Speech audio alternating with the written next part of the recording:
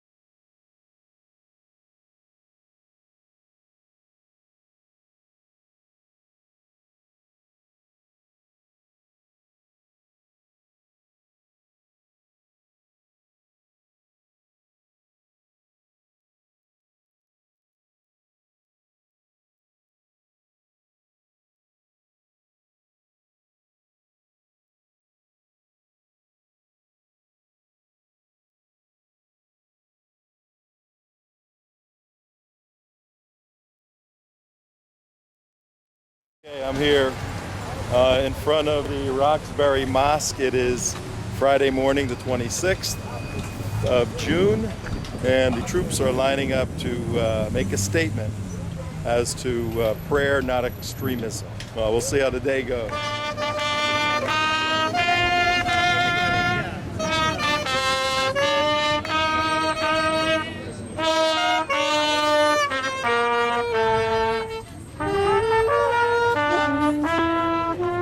Anybody reading that Boston Globe story heard that they had somebody saying Christians are filth.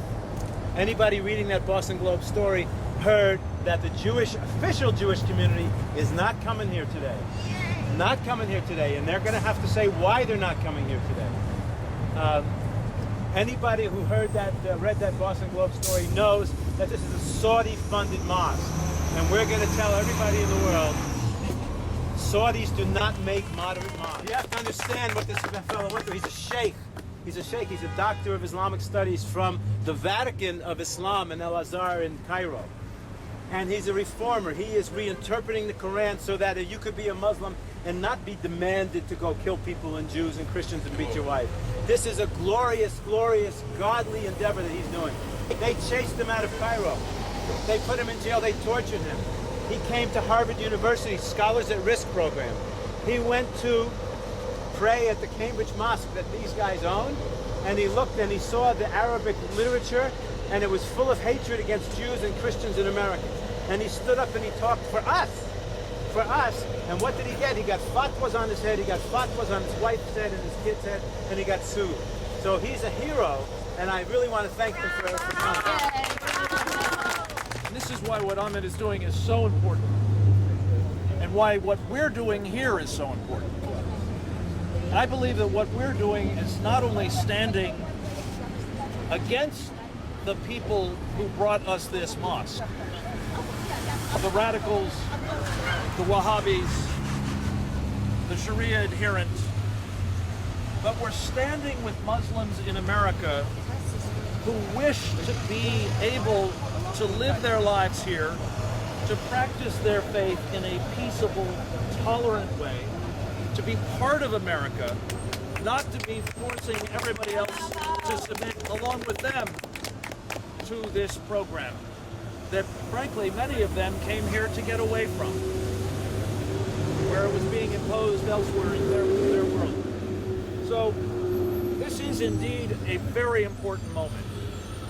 It is a stand for all that we hold dear against all that we know would undermine it and force it to submit.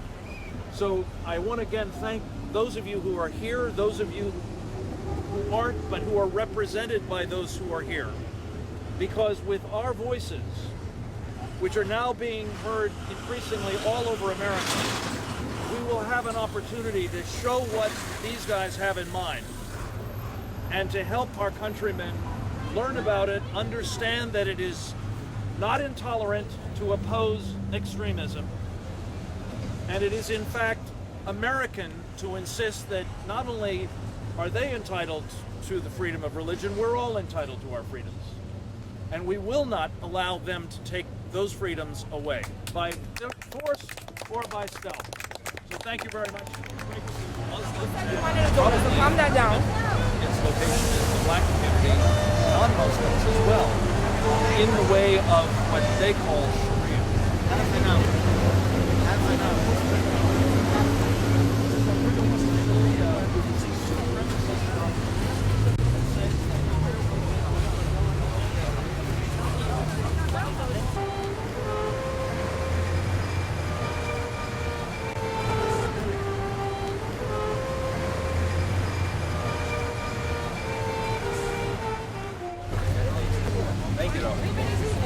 Yeah, it had We just came from breakfast.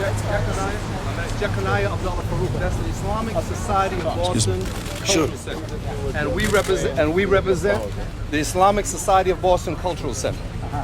We are the Muslim populace and the Muslim leadership. What about Badawi? No, he's not here. Jamal Badawi. Jamal Badawi, who's he? Who is he? He's a trustee on the board. Okay, so what? Well, he's a Muslim Brotherhood. That's right, and we love him dearly. As a matter of fact, But so why does he say then in his talks that? Let me explain. Okay. So why this is why we're upset. Why does Jamal Badawi in the state of Connecticut, we say in peace, salam alaikum. Good, shalom.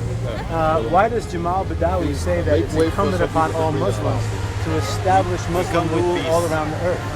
We would want Muslims to come here and be equal with Jews and Christians. But we find that many of the things that are taught by people who are connected to This is you. from the Pluralism Project at Harvard that has studied you and this movement back and forth for the last 5 years. where you? Listen, yes. Were you? Well, let me finish my question. Okay, I want to say, were you at this gathering today? No, I was not. Oh, too bad. You would have heard exactly what I say. I grew up as a Christian. I have a Jewish first name, and none of what Jamal Badawi has said affects or shapes the way we think and believe. But he's a trustee of your board. Doesn't make a difference. He has his opinion, and that's his opinion. What about Karadawi? What about it? Well, Karadawi says that you ought to kill homosexuals either by stoning them or by throwing them off the roof. Listen. I've seen it on the tape. You want? No. It doesn't make. Listen. That's what he said. That's his opinion, and Well, but wait. he's entitled to his opinion. He's entitled to that opinion? He's entitled to whatever opinion he wants. This is America. He's entitled to the opinion that... Listen, he's entitled to his opinion. This is America, and people have many Well, opinions. then let's talk about his opinions.